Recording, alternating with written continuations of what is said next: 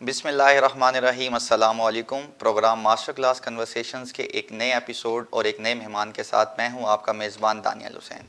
आज हमारे प्रोग्राम के मेहमान एक बहुत ही टैलेंटेड और मल्टीटास्किंग किस्म की पर्सनैलिटी हैं। आप पंजाब इंफॉर्मेशन टेक्नोलॉजी बोर्ड में एज अ ट्रेनर अपनी खिदमात सरअंजाम दे रहे हैं और इसके साथ साथ आप डिफरेंट सोशल एक्टिविटीज़ में बढ़ चढ़ के हिस्सा लेते हुए नज़र आते हैं। आप जैसे नौजवानों के लिए इकबाल ने कहा था, मोहब्बत मुझे उन जवानों से है सितारों पे जो डालते हैं कमंद। आज के हमारे प्रोग्राम के गेस्ट हैं द मास्टर ट्रेनर वकार तैयब साहब। अस्सलाम वालेकुम। वालेकुम सलाम। वेलकम कहते हैं आपको अपने प्रोग्राम में। Thank you for your time. Waqar भाई, स्टार्ट लेते हैं हम आपके इस ट्रांजिशन से। जी, इंजीनियरिंग ग्रेजुएट और उसके बाद जो ट्रांजिशन हुई आपकी एक कॉर्पोरेट ट्रेनर में, तो इस जो आपकी जर्नी है इसके हवाले से हमारे व्यूवर्स को बताइएगा, ताकि जो आने वाले बच्चे हैं या जो इस फील्ड में आना चाह रहे हैं उनको आइडिया हो कि किन स्टेप्स को फॉलो करके हम अपने गोल को अचीव कर सकते हैं। दानियाल, बहुत शुक्रिया, आपने मुझे अपने प्रोग्राम में दावत दी। सबसे पहले तो ये इस बात को समझ लें कि हमारे यहाँ पे जो लेबल किया जाता है एजुकेशन को, डिग्री को, कि जिस चीज़ की आपकी डिग्री है उसी तरह का आपको कैरियर परसू करना है। और अगर कोई शख्स वो नहीं करता तो उससे ये सवाल ज़रूर होता है कि आप इस फील्ड की तरफ कैसे आए, जबकि ये तो बिल्कुल 360 डिग्री शिफ्ट है। तो मेरे ख्याल में इंजीनियरिंग में एडमिशन लेने की वजह से ही मैं इन एक्टिविटीज़ की तरफ आया, क्योंकि इंजीनियरिंग में एडमिशन लिया दोस्तों के कहने पे, हम सब ने इंजीनियर बनना है। जब इंजीनियरिंग में गए, कोर्स आउटलाइन देखी तो पता चला कि इनमें से किसी चीज़ में इंटरेस्ट नहीं है। मेरा तो इंटरेस्ट बिल्कुल डिफरेंट है। लेकिन अब सोचते सोचते कि चलो कोर्स बदलते हैं, वो 4 साल गुजर ही गए। लेकिन उस दौरान ये हुआ कि क्लास से ज़्यादा बाहर की एक्टिविटीज़ पे फोकस किया। एक्स्ट्रा करिकुलर एक्टिविटीज़, को करिकुलर एक्टिविटी, कहीं पे कोई चीज़ पता चलती थी, कहीं पे सेमिनार हो रहा है, ट्रेनिंग हो रही है, पहुँच जाते थे वहाँ पे। और सिर्फ एक चीज़, एक उस वक्त तो ये होता था ना, आपका पैशन या एटीट्यूड होता था कि लर्निंग मतलब सीखना है, फलां टॉपिक पे ट्रेनिंग हो रही है, फलां टॉपिक पे। वो सीखते सीखते अचानक से फिर पता चला कि बोलना एक सलाहियत है मेरी। लोगों ने खुद ब खुद वहाँ पे खड़ा कर दिया स्टेज पे, और वहाँ से एक ट्रांजिशन, एक ट्रेनर जो है वो सामने आया। मुझे नहीं पता था जब तक मैं यूनिवर्सिटी में था कि ट्रेनिंग भी एक जो है वो एक शोबा होता है, प्रोफेशनल एक शोबा है जिसके पैसे मिलते हैं। क्योंकि हमें तो जहाँ भी बोलने के लिए बुलाया जाता था तो वो था आ जाओ, और वहाँ पे कोई ज़्यादा से ज़्यादा शील्ड पकड़ा दिया, खाना खिला दिया। लेकिन जब प्रॉपर मैं लर्निंग की फील्ड में आया तो मुझे पता चला कि लर्निंग एक प्रोफेशन है, और कंपनीज़ को, दुनिया की बड़ी कंपनीज़ को ज़रूरत है कि वो अपने एम्प्लॉयज़ की लर्निंग को अपडेट रखें। वो ज़्यादा से ज़्यादा उनको नई चीज़ें सिखाएं, उनको जिस चीज़ से हमकनार करने की ज़रूरत है, उनकी एफिशिएंसी को, उनकी स्किल्स को अपडेट करते रहें। तो उसके लिए लोगों की ज़रूरत पड़ती है, और वो जिस किस्म के स्पेसिफिक स्किल सेट की ज़रूरत है उन लोगों में, वो मेरे अंदर शामिल है, वो मुझ में मौजूद है। तो इस तरह मैं इस फील्ड की तरफ आया। और दूसरी चीज़ मैं ये ज़रूर हमेशा कहता हूँ कि ज़रूरी नहीं कि जिस चीज़ की डिग्री आपके पास है आपने उसी कैरियर को परसू। वैसे अच्छी बात होती कि मेरे पास इससे रिलेटेड डिग्री होती, लेकिन शायद उसकी फिर बुरी बात ये होती कि मैं कहीं पे एक टिपिकल सी जॉब कर रहा होता। आपने मेरे इंट्रोडक्शन में, thank you so much, this is one of my pride designation कि I am trainer at Punjab information technology board, but I am also CEO of one step corporation Pakistan, a digital design agency, a master trainer at Leadership Archives, और I am director training and curriculum the code to change, एक Netherland based training academy है। तो इतने सारे ventures इस वजह से हैं क्योंकि मुझे सिर्फ सीखने का शौक़ है। और ये सीखना वो टिपिकल जो हम स्लोगन बनाते हैं, मैं यहाँ पे सीखने के लिए आया हूँ, लेकिन क्या सीखा आपने, जबकि सीखना, लर्निंग इज़ अ स्किल। और कैसे ये स्किल है, इसको आप इस बात से मानेंगे कि world bank, world economic forum ने 2023 के लिए दुनिया की top 10 demanding skills for job, उसकी एक रिपोर्ट जारी की है। उसमें active learning is on the second number उस लिस्ट में। यानी कि आपको अगर सीखने की, आप में सीखना भी एक सलाहियत है, और सिखाना एक सलाहियत है। तो इसी चीज़ के मुझे पैसे मिलते हैं। एक तो टिपिकली, मतलब मैं यहाँ पे एक्सप्लेन करता चलूँ कि एक टिपिकली मोटिवेशनल स्पीकिंग या पब्लिक स्पीकिंग, वो समझा जाता है वो एक प्रोफेशन नहीं है। वो दुनिया में कोई भी शख्स कर सकता है। आप मोटिवेट कर सकते हैं अगर किसी को, you are a public speaker या मोटिवेशन स्पीकर। हमें जिस चीज़ के पैसे मिलते हैं ट्रेनिंग में, वो है किसी कंपनी में जाके उनके एम्प्लॉयज़ की परफॉर्मेंस में बेहतरी लाना। That's why I called my self skills and performance trainer. Motivation की जैसे आपने बात की, मोटिवेशन में तो जाहिर है आप एक इंजीनियर हैं या आपने एक अपना जो गोल था उसको अचीव कर लिया जी। तो उसमें जो भी ज़ाहिर है आपको जो चीज़ें आप लोगों ने फेस की हैं तो उसके बारे में लोगों को बता के आप उसको मोटिवेट कर सकते हैं कि यार अगर मैं कर सकता हूं तो आप क्यों नहीं। बिल्कुल। तो ये बात आपकी बिल्कुल ठीक है। आगे चलते हैं प्रोग्राम के। नेक्स्ट मेरा जो क्वेश्चन आपसे है वो वकार भाई ये बताइएगा कि ज़ाहिरा आपने एक ट्रांजिशन की, जैसे आपने बताया कि एक टिपिकल डिग्री तो आपके पास थी नहीं जो कि, और उसके बाद आपकी ट्रांजिशन हुई, तो क्या आप समझते हैं कि वो एक डिग्री या वो जो एक है वो आपके पास होनी चाहिए, या उसको इम्प्रूव करने के लिए आप डिफरेंट कोर्सेज़ में इनरोल हो रहे हैं, या उसको मज़ीद अपनी एबिलिटीज़ को इन्हांस करने के लिए, जैसे आपने कहा सीखना भी एक एबिलिटी है, उसको सीख रहे हैं, वो कौन कौन से कोर्सेज़ हैं जिनमें आपका इंटरेस्ट है इस ट्रेनिंग साइड पे, और कौन कौन से कोर्स हैं जिनको आप पढ़ भी रहे हैं, ताकि जो एक नया बच्चा आ रहा है उसको वो उन कोर्सेज़ को ऑप्ट करे, या कौन से ऐसे प्लेटफॉर्म हैं जहाँ वो जाके अपनी इस एबिलिटी को इन्हांस कर सकते हैं। देखिए, सबसे पहले तो दानियाल आपको ये फैसला करना होता है ना कि अगर इस फील्ड में आप आ रहे हैं तो आप अपने साथ एक निश एक ख़ास निश जो है उसको सेलेक्ट करते हैं कि आप किस निश के ट्रेनर बनना चाहते हैं। कुछ मैनेजमेंट के ट्रेनर्स होते हैं, कुछ सेल्स ट्रेनर होते हैं, मैं परफॉर्मेंस ट्रेनर हूँ, यानी कि मैं जो एम्प्लॉयज़ की परफॉर्मेंस है उसमें बेहतरी लाने के हवाले से काम करता हूँ। अब मुझे ये देखना होगा कि कौन कौन से फैक्टर्स हैं जो परफॉर्मेंस पर असरअंदाज होते हैं। उसमें जो मेरा सबसे बड़ा इंटरेस्ट है वो साइकोलॉजी है और न्यूरो साइंस है। साइकोलॉजी भी आपके साथ मतलब सतही तौर पे बाहर के जो लेवल्स होते हैं, क्योंकि साइकोलॉजी मीन्स पर्सोना के साथ जो डील कर रहे होते हैं, यानी आपके बिहेवियर्स, उसके ऊपर मैं काम कर रहा हूँ। उससे रिलेटेड जो हैं सर्टिफिकेशंस और उससे रिलेटेड कोर्सेज के बिहेवियर को रैशनलाइज करना, और एक ख़ास इसमें हम टर्मिनोलॉजी यूज़ करते हैं, हम कहते हैं बिहेवियर मॉडलिंग, कि आप अगर यहाँ पे जैसे एज ए एंकर यहाँ पे मौजूद हैं तो आपका बिहेवियर मॉडल कैसा होना चाहिए।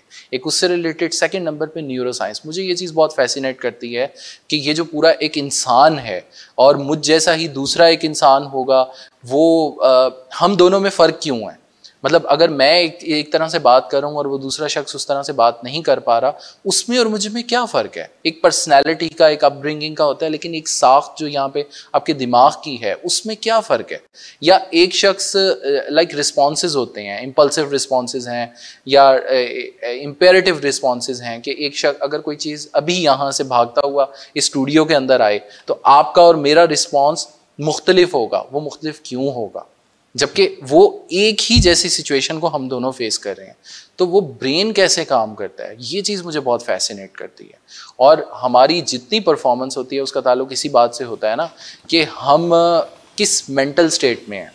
एक तो हमारी जिस्मानी बीमारियां होती हैं, आज मेरी तबीयत ठीक नहीं है तो वो कह के हम छुट्टी तो ले सकते हैं या हाफ लीव ले सकते हैं, लेकिन जो मेंटल स्टेट होती है, हम फोकस नहीं कर पाते, कंसंट्रेट नहीं कर पाते, हम लेज़ी हो जाते हैं कोई काम करने में, वो सब चीज़ों का ताल्लुक हमारी मेंटल स्टेट से है। तो मैं उस चीज़ को जानना चाह रहा हूँ और उसी से रिलेटेड अभी हार्वर्ड यूनिवर्सिटी का एक कोर्स है, उसमें मैंने एडमिशन लिया है, जिसके बाद इंशाल्लाह एक न्यूरो साइंटिस्ट के तौर पे आपके सामने आऊँ। चलिए, ये ज़बरदस्त। और ये इसका थोड़ा सा बताइएगा हमारे व्यूवर्स को कि अब जैसे आपने इनरोल हुए हैं इस कोर्स में, तो उसका थोड़ा सा एक ब्रीफ आइडिया दे दे कि किस तरह अगर कोई और होना चाह रहा है तो उसको ज़रा बताएं हमारे व्यूवर्स। अच्छा, इस कोर्स के 3 हिस्से हैं। जो फर्स्ट वन है वो तकरीबन 3 माह का है और वो है इलेक्ट्रिकल प्रॉपर्टीज़ ऑफ न्यूरॉन्स, कि हम जब कुछ सोच रहे होते हैं तो वो हमारे न्यूरॉन्स के अंदर जो स्पार्क पैदा होता है, इलेक्ट्रिकल प्रॉपर्टीज़, वो किस तरह से असरअंदाज हो रहा होता है, क्या हम उसको चेंज कर सकते हैं, और change through behaviour, change through words, और जिसकी पूरी एक साइंस अलग से NLP भी है। इस कोर्स के अंदर मतलब मैं यही बात जो सीख रहा हूँ कि न्यूरॉन्स और बिहेवियर्स का जो ताल्लुक है, और with respect to our neurochemicals. जैसे किसी को गुस्सा आता है तो उसके अंदर असल में जिस्म में कुछ तब्दीलियां आती हैं। आप जैसे देखते हैं फेस रेड हो जाता है, गुस्से में चेहरा वो जो लाल हो जाता है, वो एक आपके अंदर केमिकल रिलीज होता है। इसी तरह खुशी का आपने केमिकल सबसे कॉमन जो है वो डोपामाइन, आपने नाम सुना होगा उसका, ठीक है। हर इस तरह हमारे बॉडी के अंदर मुख्तलिफ न्यूरोकेमिकल्स हैं, तो उनका क्या ताल्लुक है, उनको क्या हम कंट्रोल कर सकते हैं, क्या हम वो उनका यानी रिएक्शन टाइम कितना है। जैसे अभी हमने सबसे पहली चीज़ सीखी है 12 सेकेंड फर्स्ट रिएक्शन टाइम है। जैसे आपको कोई फौरी तौर पे रिएक्शन देने का दिल कर रहा है, गुस्सा आता है, आगे से गाड़ी को किसी ने हिट कर दिया, तो वो फौरन निकल के जो हम रिस्पांस देते हैं, वो पहला रिस्पांस 12 सेकंड का है। और अगर आप 12 सेकंड अपने आप को कंट्रोल कर लेते हैं तो वो जब झाग बैठेगी तो उसके बाद आप बेहतर सोचने के काबिल होंगे। इस टर्मिनोलॉजी को हम ब्रेन फॉग भी कहते हैं, जिस तरह धुंध छा जाती है और वो हमें कुछ नज़र नहीं आता। तो इसीलिए यहाँ पे हदीस भी कोट करूँगा, नबी करीम सल्लल्लाहु अलैहि वसल्लम ने फरमाया जब गुस्सा आया हो तो अगर तुम खड़े हो तो बैठ जाओ, बैठे हो तो लेट जाओ। ठीक है, एक तो सबसे पहले ये कि आप अपनी स्टेट चेंज करते हैं और ये इस तरह की पोजीशन, तो वो जो आपकी एनर्जी लेवल है वो डाउन हो जाता है। जब हम लेटे हुए हैं तो सबसे लो एनर्जी लेवल में है। तो एक तो वो चीज़, फिर उन्होंने साथ ये भी कहा कि 10 तक गिनती, ठीक है, 1 से 10 तक अगर आप गिनती, और वही चीज़ 12 सेकंड वाली गेम कि जितनी देर में आप गिनती गिनेंगे वो आपका वो जो केमिकल्स हैं वो बैठ जाएंगे और अब आप वो फॉग क्लियर हो गई, अब आप सोचने के काबिल होंगे। तो आपके क्वेश्चन की तरफ कि ये कोर्स जो है उसमें क्या हम सीखेंगे, ऑब्वियसली उसको मैं कंटेंट को मतलब उस तरह डिस्क्लोज नहीं कर सकता क्योंकि हमारे व्यूवर्स में मेरा नहीं ख्याल कि बहुत कम ऐसे लोग होंगे जो न्यूरो साइंस के बारे में जानते होंगे। हाँ, अलबत्ता मैं आपके क्वेश्चन को इस तरफ ज़रूर लेके जाऊंगा कि ऐसे कोर्सेज मिलते कहाँ से हैं। लाइक मैं हार्वर्ड यूनिवर्सिटी का मैं यहाँ पे बैठ के अगर कोर्स कर रहा हूँ तो सबसे पहले तो हार्वर्ड यूनिवर्सिटी की आप वेबसाइट पे जाएं, वहाँ पे एक पूरा सेक्शन है, मैं आपके साथ लिंक शेयर करूँगा, वो प्लीज़ आप यहाँ पे स्क्रीन पे देख सकते हैं अपने। उसमें हार्वर्ड यूनिवर्सिटी जो फ्री कोर्सेज ऑफर कर रही होती है वो वहाँ पे मेंशन होते हैं। सबसे पहले तो वो फ्री कोर्सेज कहाँ से, कैसे, वो क्या रिसोर्स होगा, लाइक ईडेक्स के थ्रू करते हैं, कोर्सरा के थ्रू करते हैं, डिफरेंट जो प्लेटफॉर्म्स होते हैं। मिसाल के तौर पे मुल्तान के लिए हम एआई, आर्टिफिशियल इंटेलिजेंस और मशीन लर्निंग के ऊपर उनका एक फ्री ऑफ कॉस्ट कोर्स है, ओपन सोर्स है, उसको हम मुल्तान में स्टार्ट करने की कोशिश कर रहे हैं कि मुख्तलिफ स्टूडेंट्स के साथ उनको स्टार्ट किया, बिल्कुल फ्री ऑफ कॉस्ट है। ज़बरदस्त। सेकंड नंबर पे ये होता है कि अगर आपको सर्टिफिकेशन उनकी चाहिए उसकी फ़ीस होती है, क्योंकि आपने एग्ज़ाम उनका देना है, आपने ये साबित करना है कि ये स्किल आपने सीख ली है, वो उसकी एक फ़ीस होती है, वो आप सिर्फ एग्ज़ाम देते हैं, आपको उसका सर्टिफिकेट मिल जाता है, उसके ऊपर डिग्री के ऊपर जो मोहर होती है वो हार्वर्ड यूनिवर्सिटी की होती है। सो वो आप बजाय 4 साल के वो करें या आप 1 साल के इस तरह के कोर्सेज, स्पेशलाइज्ड कोर्सेज और मास्टर कोर्सेज जो हैं वो कर लें, तो उससे स्किल बेस्ड एक तो आप सीख भी बेहतर सकते हैं और दूसरा वही again if I am successful after 1 year कि 1 साल बाद अगर मैं ये तमाम मॉड्यूल्स क्लियर करने में कामयाब और इंशाल्लाह एग्जाम देने में क्लियर हो जाता हूँ इंशाल्लाह, तो हार्वर्ड सर्टिफाइड यानी हार्वर्ड के सर्टिफिकेट के साथ मुझे एक न्यूरो साइंटिस्ट का लक़ब मिल सकता है। ये हम दुआ करते हैं और इंशाल्लाह बहुत जल्द जो है ना आप अपने इस मिशन में भी कामयाब होंगे। बाकी व्यूअर्स, मैं आपको यहाँ एक चीज़ बताता चलूँ, जिस तरह अभी हमारी बात हो रही थी न्यूरॉन्स की और फिज़िक्स, केमिस्ट्री, इस तरह के सब्जेक्ट्स की, तो एक जो सबसे अच्छी बात है वकार भाई की, जो मैंने आज तक इनसे जितनी भी मेरी सेटिंग्स हुई हैं नोट की है, वो एक ख़ास किस्म की जो है ना पॉजिटिव एनर्जी जो है ना वो हम कहते हैं रेडिएशन एमिट होती हैं, तो वो निकलती है जिससे अगला जो बंदा बैठा हुआ है जो सुन रहा है तो उसकी जो बॉडी में पॉजिटिविटी का लेवल है वो बड़ा इंक्रीज़ कर जाता है। अच्छा, इसको हम कहते हैं ऑरा, तो वो बड़ा इंक्रीज़ कर सकता है। और इनकी बातें सुनने के बाद काफ़ी दफ़ा जब मेरी जितनी अभी तक आपसे सिटिंग्स हैं उसमें ये चीज़ मैंने बड़ा नोट किया, और यही एक अच्छे ट्रेनर की और जिसको मोटिवेशन भी कह लें कि वो उसकी एक बड़ी खूबी है कि अगर ये चीज़ उसमें है तो वो बड़ा कामयाब इंसान है। नेक्स्ट क्वेश्चन वकार भाई मेरा आपसे ये है कि जिस तरह आप ई रोज़गार में एज अ ट्रेनर अपनी जो है सर्विसेज दे रहे हैं, इस एक्सपीरियंस के बारे में बताइएगा और कौन कौन से जो कोर्सेज़ हैं आप ई रोज़गार में पढ़ा रहे हैं, और उनका भी एक जो है ब्रीफ इंट्रोडक्शन दीजिएगा हमारे नाजरीन को। जी, ई रोज़गार प्रोग्राम गवर्नमेंट ऑफ पंजाब का एक प्रोजेक्ट है जिसको Punjab information technology board execute करती है। मैं अल्हम्दुलिल्लाह उनके पायनियर ट्रेनर्स में से एक हूँ। पिछले 6 साल से ज़्यादा अरसे के दौरान पंजाब के तकरीबन 40 जो डिस्ट्रिक्ट्स हैं उसके अंदर 40 से ज़्यादा यूनिवर्सिटीज़ के अंदर इसके सेंटर इस्टेब्लिश किए गए और इस वक्त ऑनलाइन मोड में इसकी ट्रेनिंग जारी है। इसमें स्किल बेस्ड ट्रेनिंग दी जाती है और डिजिटल स्किल्स की, जैसे इसमें इस वक्त 7 मॉड्यूल्स के अंदर 7 डोमेन्स के अंदर ट्रेनिंग दी जा रही है, जिसमें ग्राफिक डिज़ाइन है, कंटेंट मार्केटिंग है, टेक्निकल यानी उसमें कोडिंग लैंग्वेजेस वगैरह 7 ये डोमेन्स हैं, वो आप ई रोज़गार की वेबसाइट पर जाके देख सकते हैं। ख़ास बात इसमें ये है कि ये कोर्सेज़ नहीं हैं, ये ऐसा नहीं है कि जस्ट मतलब जैसे यूनिवर्सिटी के अंदर पढ़ा दिया डिजिटल मार्केटिंग का जी कोर्स हो रहा है, आ जाओ सर्टिफिकेट ले लो, ऐसा नहीं है।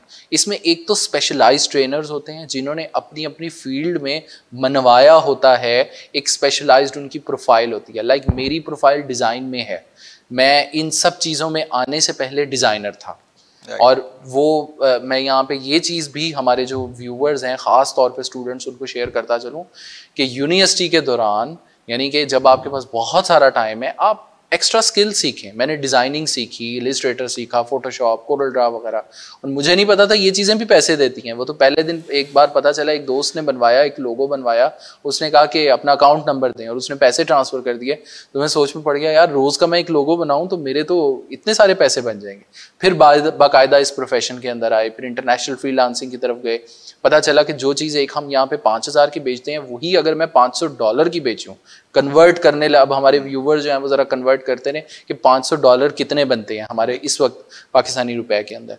तो एक स्किल है, उसको मनवाया, उससे मैंने, और अल्हम्दुलिल्लाह मैं एक जुमला बोलता हूँ, मैं कहता हूँ कि फ्रीलांसिंग और ये डिजिटल स्किल्स थी जिसकी वजह से मेरे शौक जिंदा रहे। बिल्कुल, वरना देखे ना, एक यूनिवर्सिटी का ग्रेजुएट और एक आम सा लड़का, एक जवान सा लड़का, और कौन सी कॉर्पोरेट ट्रेनिंग उसको मिलेगी, कौन सी कंपनी जो है उसको कहेगी कि आ जाओ हमारे एम्प्लॉयज़ को लाइफ एक्सपीरियंसेस दो, आप जाके इसको मैनेजमेंट सिखाओ या परफॉर्मेंस, पहले अपने आप को तो साबित करो। बिल्कुल, तो आपको सबसे पहले उसके ऊपर इन्वेस्ट करना पड़ता है, बहुत ज़्यादा इन्वेस्ट करना पड़ता है, बहुत सारी कॉन्फ्रेंसेज में, ट्रेनिंग्स में, सर्टिफिकेशंस में।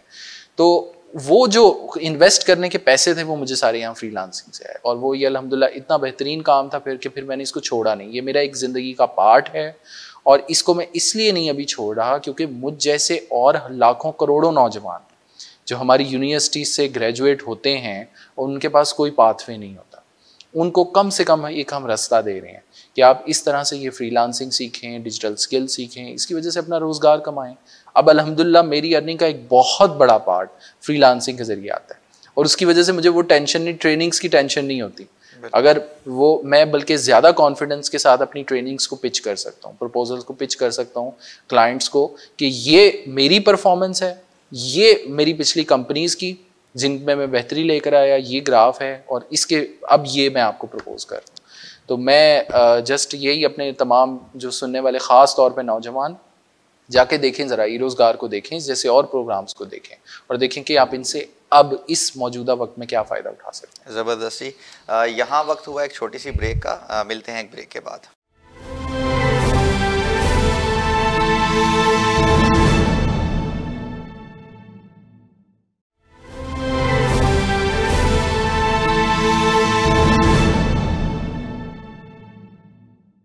जी वेलकम बैक। अब वकार भाई कुछ थोड़े से लाइट क्वेश्चंस हो जाएं आपसे। तो ये बताइएगा कि मूवीज देखना पसंद करते हैं, ड्रामों में इंटरेस्ट है आपका? मूवीज़ बहुत ज़्यादा देखता हूँ, सीज़न बहुत ज़्यादा देखता हूँ, नेटफ्लिक्स की सब्सक्रिप्शन ली हुई है, तो ज़्यादा इंग्लिश मूवीज़ और ऐसी मूवीज़ जो स्टोरी बेस्ड हों, कोई लर्निंग, एडवेंचर, क्राइम, एनिमी, इस तरह की, साई-फाई, इस तरह की ज़्यादा मूवीज़। तो लास्ट कौन सा आपने सीज़न या कोई मूवी जो लास्ट अभी मैंने देखा है सैल्वेशन, नेटफ्लिक्स पे सीज़न था, 2 सीज़न है बेसिकली सैल्वेशन, और वो आउटर स्पेस के बारे में है, ज़मीन पे, लेकिन उसमें आप कह सकते हैं सब कुछ है, पॉलिटिक्स है, ड्रामा है, फिक्शन। हाँ, बेसिकली मुझे साइंस फिक्शन देखना इस वजह से पसंद है क्योंकि आपकी इमेजिनेशन को बढ़ाती है। मतलब आप सोचें ना, मजहर कलीम एमए के जो नावल होते थे, या इंस्पेक्टर जमशेद सीरीज़ थी इश्तियाक अहमद साहब की, तो उसके अंदर वो 1950 में 60 में वो चीज़ें लिख रहे हैं, उसने एक आला निकाला, उसको कान से लगाया और उस पर बात करना शुरू की, बाकी सब हैरान रह गए कि ये चीज़ क्या है। यानी वो इमेजिनेशन, वो फ्यूचर आपको दिखा रहे हैं कि फ्यूचर में क्या क्या इजादात हो सकती हैं, और जितने दुनिया भर के जो साइंटिस्ट हैं, जितनी इजादात होती हैं, असल में वो किसी का ख्वाब होती हैं, और वो अमूमी तौर पे किसी फ़िलासफ़र का, किसी शायर का, उनका ख्वाब होती हैं। और इस वजह से एक बहुत ज़्यादा जिस चीज़ को, अगर आपको कभी पब्लिक स्पीकिंग के मेरे किसी सेशन को अटेंड करने का मौका मिला, तो उसमें आप देखते होंगे कि मैं टर्मिनोलॉजीज़ कम इस्तेमाल करता हूँ, और शायरी, और ख़ास तौर पे इकबाल की शायरी, फ़िलासफ़ी, उनकी वो बहुत ज़्यादा कोट करता हूँ। इकबाल का जैसे आपने नाम लिया, तो फेवरेट शायर इकबाल ही हैं या फेवरेट शायर? गालिब हैं बतौर शायर, गालिब हैं, और बतौर फ़िलासफ़र इकबाल हैं, क्योंकि इकबाल को अगर हम शायर जब भी कहते हैं तो हम उनके साथ ज़्यादती करते हैं, इसलिए कि वो खुद बार बार ये कहते हैं, मेरी नवाए परेशान को शायरी मत समझ। स्ट्रे रिफ्लेक्शन के अंदर वो कहते हैं कि मैं शायर नहीं, मैं फ़लसफ़ी हूँ, मैंने फ़लसफ़े के इजहार के लिए शायरी को चुना है, क्योंकि फ़लसफ़े बूढ़े हो जाते हैं, शायरी जवान रहती है। तो उन्होंने जस्ट उस हॉल में बंद कर दिया। हमें शेर पढ़ते हुए मज़ा आता है, हमें फ़िलासफ़ी याद नहीं रहती, लेकिन उनकी फ़िलासफ़ी याद रहती, सुनने में भी अच्छा लगता है, और वे बेसिकली जो है ना, उसने उसको कहते हैं अंदाज़े बयान। अच्छा, ये बताइए कोई म्यूजिक बात चल रही है शायरी की, तो उसी से हम कंटिन्यू करते हैं। लाइट म्यूजिक पसंद है, शायरी जिसमें अच्छी हो। आजकल का जो जैसे मूवीज के आ रहे हैं वो बिल्कुल नहीं, शायरी जिसमें अच्छी हो। फेवरेट सिंगर्स में अरिजीत सिंह है, और उसके तकरीबन तमाम कौन सा ऐसा गाना है अरिजीत ये अभी गाड़ी में सुनता हुआ आ रहा हूँ, वो अभी आया है भेड़िया मूवी का, अपना बना ले पिया। और इसी तरह से इंडिया की एक और हैं सतिंदर सरताज, उनके 2-3 गाने बहुत ज़बरदस्त। एक वो है इको मिके है, एक सजन राजी, और एक उडारियाँ तो वो एक मतलब मैं एक स्टेट में चला जाता हूँ ना, वो पहाड़ों पे जब हम जाते हैं लाइक नथिया गली, एबटाबाद वगैरह, तो वहाँ पे वो पूरे रास्ते सिर्फ वही, वो मुझे लगता है कि वो शायद इसी जगह के लिए बना है, रिलेट कर रहे होते हैं आप अपने माहौल के साथ। सही। तो जिस तरह आप विजिट वगैरह भी मैं अक्सर देखता रहता हूँ, आप घूमते फिरते रहते हैं, तो जाहिर है फिर वहाँ बंदा जाता है तो फिर खाने के तो शौकीन बंदा हो ही जाता है। तो खाने में क्या चीज़ पसंद करते हैं, उसके हवाले से थोड़ा सा मैं बताइए। खाने में तकरीबन सब कुछ ही पसंद है, अलबत्ता असूल एक है कि हर चीज़ अलग अलग खानी है। मिसाल के तौर पे अगर आप कहेंगे कि खीर खानी है, तो खीर के अंदर अगर आप कहेंगे पिस्ता बादाम, तो वो पिस्ता बादाम मुझे अलग दे दो और खीर मैं अलग खाऊंगा। मुझे हर चीज़ अपनी नेचुरल फॉर्म में पसंद है। एग्जैक्टली। लाइक अगर चावल बिरयानी खानी है, बहुत पसंद है, तकरीबन रोज़ाना खानी होती है, लेकिन उस पर रायता सलाद नहीं डालनी। रायता अलग, सलाद अलग और चावल अलग, हर चीज़ को अलग। मतलब मैं ना उनको आई डोंट नो, ये मेरी नेचर है कि मैं उसको हर चीज़ को अपनी असल फॉर्म में टेस्ट करना चाहता हूँ। बेसिकली होता भी यही ना, नॉर्मली जो मैंने एक्सपीरियंस किया कि बिरयानी अगर हम खा रहे हैं तो उसमें इतनी मिर्चें होती हैं कि सिर्फ आपको मिर्चें ही लग रही होती हैं, आपको वो चावलों का या जो उसमें चिकन डला हुआ है या कोई भी उसमें गोश्त डला हुआ है तो उसका जायका आप इंजॉय नहीं कर सकते। तो ये बात आपके बिल्कुल ठीक है। और इसी तरीके से अगर गोश्त अगर उबला हुआ है तो वो तो फिर ज़बरदस्त होगा। आप जी बिल्कुल खाता है, उससे ज़्यादा कुर्बानी पे मैं खैर उस तरह का फूडी नहीं हूँ कि जो फ्रिज भर के और वो जो बारबेक्यू और वो चीज़ें, जो नॉर्मल चीज़ें मतलब खाते हैं। अम्मी के हाथ का कीमा वो मेरी दुनिया में फेवरेट डिश है। अच्छा, और उसके अलावा बेगम के हाथ की वो चिकन हरी मिर्च ये वाकई ये मुझे भी बहुत पसंद है वैसे। अच्छा वकार भाई, अभी हम बात कुछ देर पहले कर रहे थे न्यूरो साइंसेस के हवाले से। तो न्यूरो साइंस का जो सब्जेक्ट है वो आपने ऑप्ट किया और देन आप बता रहे हैं कि हम जो डिफरेंट एम्प्लॉयज़ हैं उनकी प्रोडक्टिविटी और उनकी जो कैपेबिलिटीज़ हैं उनको इन्हांस करते हैं। तो एक आम इंसान है, सपोज हमारे व्यूवर्स देख रहे हैं, एक जर्नल हम सिनेरियो ले लेते हैं एक केस स्टडी के तौर पे, तो किस तरीके से वो इन सब्जेक्ट्स में पढ़ के सीख के अपनी परफॉर्मेंस को बढ़ा सकता है, उस हवाले से ज़रा व्यूअर्स को बताइएगा। अच्छा देखिए, अगर आप पढ़ने के हवाले से बात कर रहे हैं ना, अगर तो पहले तो आपका शौक है तो फिर तो आपको पढ़ने का कोई फ़ायदा होगा, वरना ये है बहुत ज़्यादा बोरिंग सब्जेक्ट, बहुत खुश्क सब्जेक्ट है। जब तक आपको ख़ास तौर पे इनमें कोई इंटरेस्ट ना हो तो आप सेल्फ लर्निंग की तरफ कुछ लोग ही आ पाते हैं इस पर। हाँ, किसी से आप सीखना चाहते हैं जो आसान बनाकर, आसान अल्फाजों में, तो ज़रूर ये सब्जेक्ट जो हैं सीखें। और मैं दो सब्जेक्ट ज़रूर कहता हूँ, एक साइकोलॉजी और एक फ़िलासफ़ी, कि ज़िंदगी का कोई भी शोबा आपने कुछ किसी भी फील्ड के अंदर आप हैं, आप इंजीनियर हैं, डॉक्टर हैं, अब ये 2 चीज़ें ज़रूर सीखें। फ़िलासफ़ी, लाइफ फ़िलासफ़ी, ज़िंदगी गुजारनी कैसे है, किस सिचुएशन में कैसे, क्या फ़िलासफ़ी होनी चाहिए, हमारी सियासत के बारे में तर्ज़ अमल क्या होना चाहिए, फ़िलासफ़ी ज़रूर सीखें। साइकोलॉजी, क्योंकि दुनिया में कोई भी शख्स है, चाहे वो मशीन्स के साथ काम करे, लेकिन बाहर तो उसने आना है, लोगों से ही मिलना है ना, उसको सारा वास्ता जो है लोगों से पढ़ना है। तो लोगों के साथ बात करने के लिए आपको साइकोलॉजी ज़रूर सीखनी चाहिए। अब न्यूरो साइंस की जहाँ बात आती है, हम उसमें परफॉर्मेंस कैसे बेहतर करते हैं। देखें, मिसाल के तौर पे मैं आपसे कहता हूँ, कोई शख्स कहता है, रिलेट कर सकते हैं आप इस सिचुएशन को, कि कभी आप कुछ लिखने की कोशिश कर रहे हो, कोई इंटरव्यू का टॉपिक डिसाइड करने की कोशिश कर रहे हो, कभी आप अपनी ओपनिंग लाइंस पे काम कर रहे हो और आप कहें नहीं मेरे जहन में कोई आइडिया नहीं आ रहा, अभी मैं बिल्कुल स्टक हो गया हूँ, मैं कॉन्सेंट्रेट नहीं कर पा रहा, और इस तरह की सारी चीज़ें। तो हम ऐसी चीज़ें निकाल कर लाते हैं जिसकी वजह से आपकी तमाम ये चीज़ें फिक्स हो सकें। गाड़ी में आपके ठक ठक की आवाज़ आने लग जाए या वो जर्किंग करना शुरू कर दे, तो इसका मतलब उसमें कहीं मसला है। मैकेनिक के पास लेके जाएंगे, वो ठीक कर देगा, उसको पता होगा कि कौन से पार्ट में क्या मसला आ रहा है और मैं क्या चीज़ चेंज करूँ। इसी तरह से हम एज ए न्यूरो साइंटिस्ट या परफॉर्मेंस ट्रेनर के तौर पर, मुझे ये पता है कि अगर आप फोकस नहीं कर पा रहे तो मसला क्या है। थोड़ी सी पहले तो डॉक्टर के पास आप जाते हैं ना, पूछते हैं क्या खाया था, कहाँ गए थे, क्या ये वो, तो वो थोड़ी सी बातें इसी तरह हम करते हैं। इसको हम कहते हैं TNA, ट्रेनिंग नीड एनालिसिस, कि आपको किस किस्म की ट्रेनिंग की ज़रूरत है।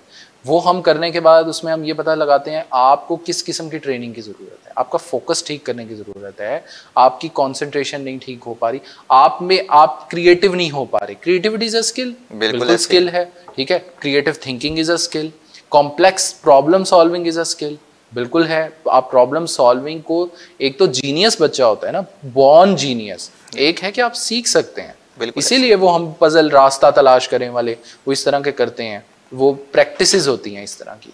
तो बहुत सारी चीज़ें ऐसी हैं। मैं अपने व्यूवर्स के साथ एक छोटी सी, मैं उनको कहूँगा कि ठीक है आप एक प्रैक्टिस करके देखें। मिसाल के तौर पे आप कुछ भी किसी पॉइंट के ऊपर, मैं आपसे कहता हूँ दानियाल, सिर्फ आपने मेरी तरफ देखना है, ठीक है, लेकिन आप मेरी तरफ 10 सेकंड के लिए भी कंसंट्रेट करके नहीं देख पाते। कहीं पे बैकग्राउंड में वो क्रिकेट का मैच भी चल रहा होगा, वो बाबर आजम भी चल रहा होगा, घर अम्मी ने ये पकाया है, गाड़ी में ये मसला हो गया है, यूं करना है, ब्रेक अभी लेनी है, वो 10 चीज़ें चल रही होंगी। exactly. नमाज में यही होता है, हम हाथ बांध के खड़े होते हैं, लेकिन हम कहीं पे न ख्याल है, मैं ख्याल हूँ किसी और का, मुझे सोचता कोई और है। तो फोकस फिक्स करने का एक तरीका है। मैं एक छोटी सी प्रैक्टिस करवा देता हूँ। मैं कहता हूँ आप अपना 3 सेकंड के लिए सांस रोक लें, सांस रोक के रखें, सिर्फ रोक के रखना है, बाहर नहीं निकालना।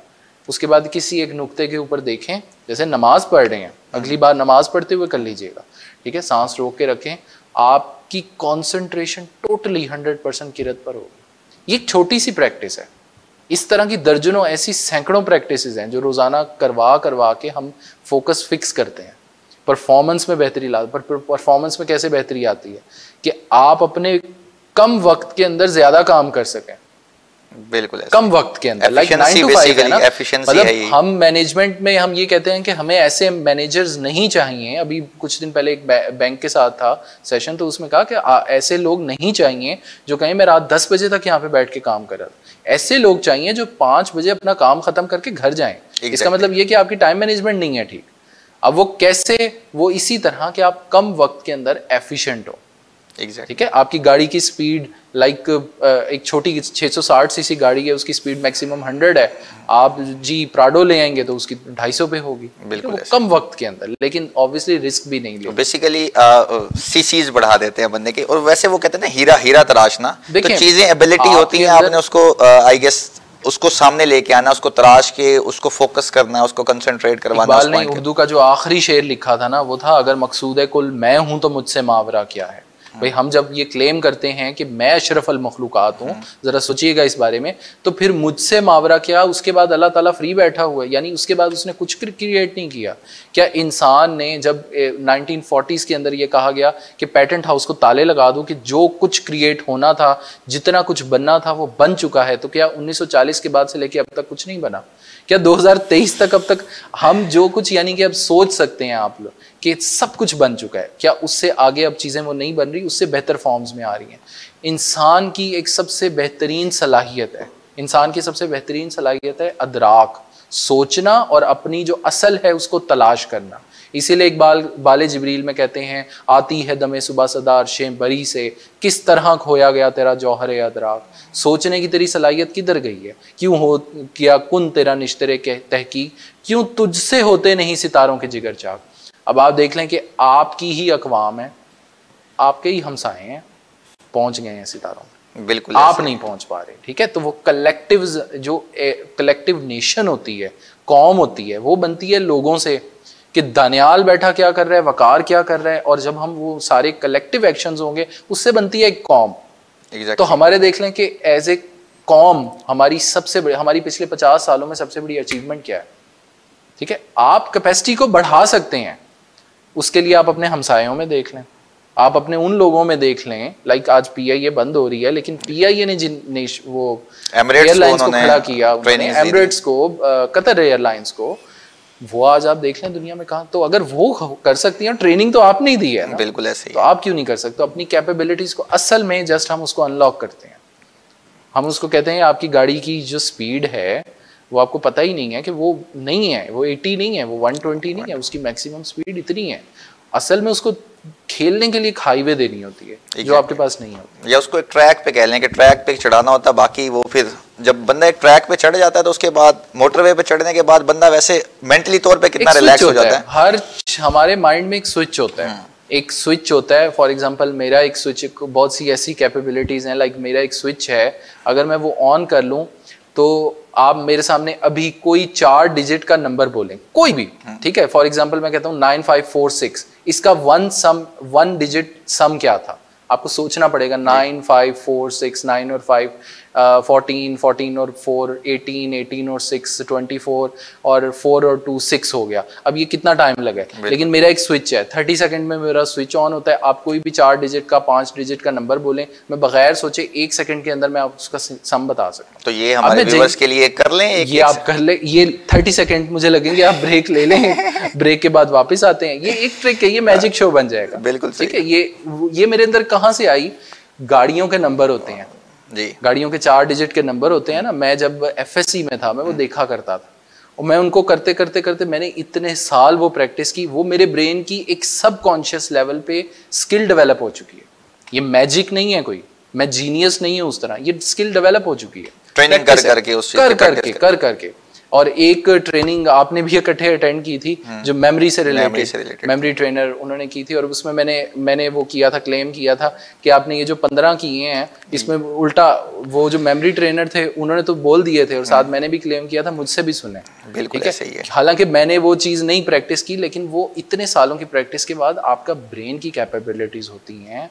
और इसीलिए इकबाल, और जिस शेर की वजह से मैंने उनको पढ़ना शुरू किया था, इकबाल कहते थे, गुजर जा अकल से आगे की ये नूर, चिरागे राह है मंजिल नहीं। रोशनी तो है, लेकिन रास्ता दिखाने वाली रोशनी है, लेकिन ये रास्ता जाता किधर है?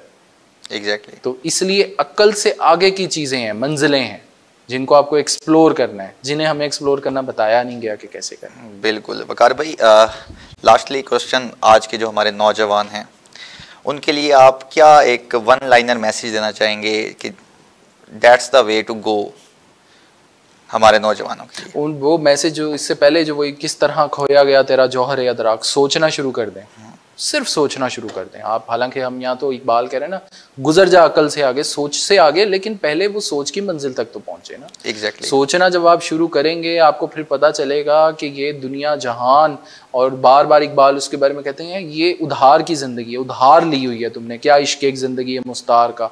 फिर कहते हैं फूंक डालेंगे ज़मीन व आसमान मुस्तार, और खाक स्तर से आप अपना जहां पैदा करें। ये उधार की तुम्हें ज़िंदगी, उधार की कुछ चीज़ें, या नासिर का पुराना खेल, ये दुनिया दूँ साकनाने अर्श आज़म की तमन्नाओं का खून, ये कुछ एलिमेंट्स का ये खेल है। ये टेबल नहीं है, ये घड़ी नहीं है, ये कपड़े नहीं है, ये सब एक एटम है, जो एक था ए निगाह तूने हजार करके हमें दिखाया। जब ज़रा सोचने पर आप आते हैं तो पता चलता है, जो एटम इसके अंदर है वही एटम मेरे अंदर है, फिर इसकी शक्ल कुछ और है, मेरी शक्ल कुछ और है। इसलिए कि हमारा ब्रेन जो है वो इन एटम्स को अलग अलग देखने के काबिल नहीं है। एग्जैक्टली। जब जो एक था निगाह तूने हजार करके हमें दिखाया, जो यही हाल रहा तेरा फिर किसी एतबार होगा।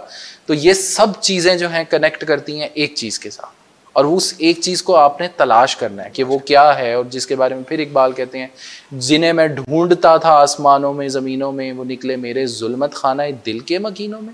लेकिन इससे अगली बात वो जो करते हैं, कमाल कर देते हैं। इस नज़्म में नहीं है, डिफरेंट है, लेकिन इसको मैं अभी तक डिकोड नहीं कर पाया। वो कहते हैं, मकाम उसका है दिल की खलवतों में। किसका मकाम? जब अल्लाह ताला कहते हैं, मैं ज़मीन और आसमान की वुस्सतों में नहीं समाता, लेकिन मोमिन के दिल में समा जाता हूँ। ठीक है, तो वो मकाम उसका है दिल की खलवतों में, खुदा जाने मकाम दिल का मकाम। अब ज़रा सोचें, बैठकर ज़रा सोचें कि आपके दिल का मकाम क्या है, अकल का मकाम क्या है, अकल क्यों दी गई, अकल है क्या, सोचना किस चीज़ का वस्फ है, सोचना क्या, दिमाग का सबसे बड़ा वस्फ क्या है, दिल का सबसे बड़ा वस्फ क्या है। हमारी पूरी दुनिया लगी हुई है, सोचने को रिलेट करती है दिमाग के साथ, जबकि कुरान बार बार कहता है क्या तुम गौर नहीं करते, क्या तुम शऊर नहीं रखते, क्या तुम अकल नहीं रखते, और उसमें वहाँ पे जहाँ पे लफ्ज़ आता है वो दिल आता है। एग्जैक्टली। जहाँ सूरत हज में फरमाते हैं सिर्फ आंखें ही नहीं बल्कि वो दिल भी अंधे हो जाते हैं जो सीनों में। इसका मतलब सोचना तो दिल का काम है, दिमाग का तो है नहीं। तो फिर आप किस चीज़ से सोच रहे हैं? दिमाग से सोच रहे हैं, दिल से सोच रहे हैं? और सोच रहे हैं, सबसे पहला मेरा मैसेज नहीं है, मैसेज देते रहते हैं आपके एक्सपर्ट्स जो हैं वो यहाँ पे आके देंगे, मैं कोई एक्सपर्ट नहीं हूँ, मैं तो सिर्फ सवाल कर रहा हूँ, सोचना क्या है बस। चलें जी, ज़बरदस्त वकार भाई, बहुत अच्छी बातें हुई, बहुत ही प्रोडक्टिव किस्म की हमारी डिस्कशन रही। आप बहुत शुक्रिया आपके टाइम का। जी व्यूअर्स, मैं उम्मीद करता हूं कि आज का जो ये प्रोग्राम है वो आपके लिए फ़ायदेमंद साबित होगा। इंशाल्लाह नेक्स्ट प्रोग्राम में एक नए गेस्ट के साथ इंशाल्लाह ज़रूर मिलेंगे। तब तक के लिए अल्लाह हाफ़िज़।